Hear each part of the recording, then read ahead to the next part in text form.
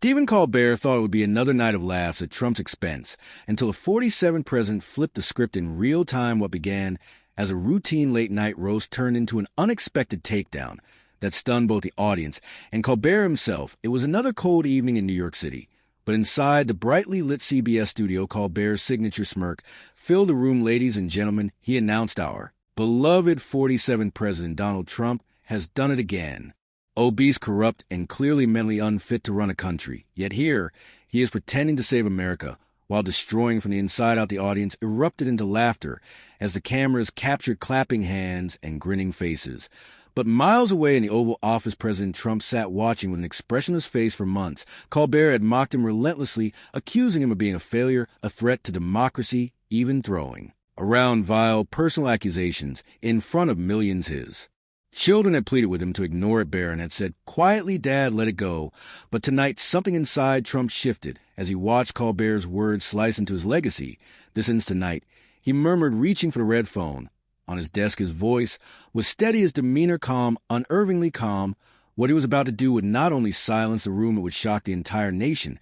And Colbert himself, Colbert's monologue pressed on with cruel amusement. Folks, how can we trust a man who can't even trust his own reflection? Donald Trump is nothing but a big orange lying clown. The audience laughed louder, unaware of what was coming back at the White House. Trump ended a brief call. His staff looked uneasy. "Sir, was at CBS headquarters," his press secretary asked nervously. Trump didn't respond. Instead, he fixed his tie and walked purposely toward the media room to prepare a live statement. He instructed. Minutes later, the White House feed went live across every major network. Trump sat composed, his voice calm, but weighted with conviction. "Good evening, my fellow Americans," he began. "I wasn't going to respond to late-night comedians, but tonight the American people deserve the truth." Across the country, millions tuned in. Even production crew at CBS paused their work to watch. "Stephen Colbert has made it his mission to insult me daily," Trump said, his voice unwavering, "calling me corrupt, unstable, accusing me of crimes I did not commit. But tonight I will reveal the truth about in the atmosphere." In Colbert's studio shifted instantly. The laughter vanished. Trump held up documents for all to see. "These are internal files from CBS insiders. They show Colbert has received undisclosed payments from political groups that hate me because I fight corruption every day." The audience in the studio began to stir uncomfortably. Even Colbert's house band stopped playing. Trump continued, flipping through more evidence. "This man who calls me unfit uses his platform to bully, silence, and blacklist voices of opposition. Yet CBS pays him millions to keep spreading propaganda." Backstage, CBS producers were scrambling damage control. Now one whispered urgently, but it was too late. Trump's voice grew firm and direct. "Your overrated Stephen, America doesn't need your scripted comedy anymore. We need truth. And I will always stand for people, even if I must stand alone against the media." A phone rang in the CBS control room. The network CEO was watching the fallout unfold, and Stephen Colbert was walking directly into a storm he could no longer control. Back on stage, Colbert's grin faltered for the first time in the evening. The audience sat frozen, some gasped out loud. "What is happening?" Colbert whispered to his producer, who looked pale and rattled. "Sir, he's showing real files. Viewers online are sharing. Everything's gone viral." Colbert forced a laugh. "Ladies and gentlemen, don't believe everything you see on TV. Trump is just manipulating the narrative." But it was too late.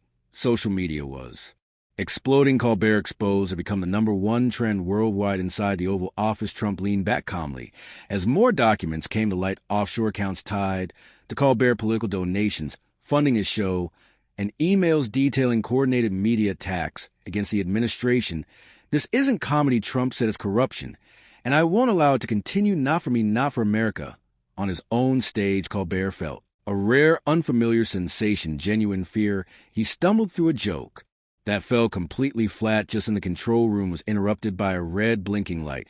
Who was calling the executive producer. Asked as the CBS chairman sent an assistant in a shaken voice patch him through. Immediately, the chairman's words were final. "Pull Colbert off the air now." The producer stammered, "But sir, it's just Trump making accusations." The chairman snapped, "Did you even look at the documents? He has us backed into a corner and sponsors are already threatening to pull out." Colbert kept trying desperately to regain control. "He's lying about everything," he shouted. "He's afraid because I tell the truth about him." But the laughter was gone. The viewers at home had switched to the White House stream. The audience inside CBS shifted uncomfortably And then Trump delivered the final blow. Stephen Colbert took money from lobbyists to insult me.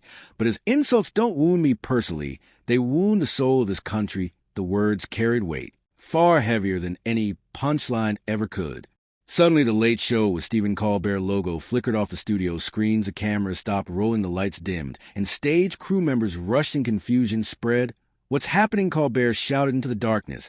But no answer came, just silence, and the sound of a nation turning its gaze away from him and towards something that felt finally and undeniably real. The producer stepped in quietly, holding a folded paper, and informed Stephen that the network had pulled the plug completely, and his show was canceled effective immediately. Colbert's jaw dropped in disbelief as he stammered, "You can't possibly do this to me," on the face of late-night TV.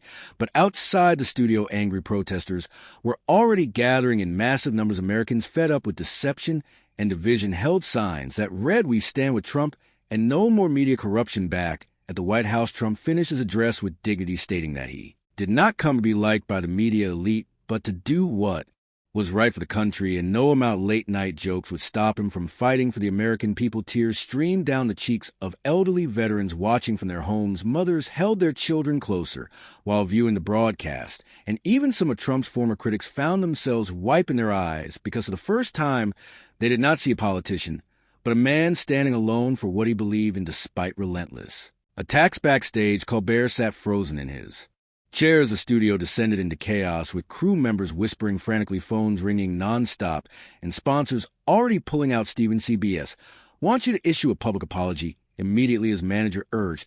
But Colbert's hands trembled visibly as he asked to apologize to him after everything I've said. And his manager insisted, "Yes, you must apologize, or they'll terminate your contract completely." Trump's evidence isn't just talk, it's convincing people everywhere, even your loyal fans are questioning you now. Meanwhile, outside CBS headquarters, protesters had gathered in unprecedented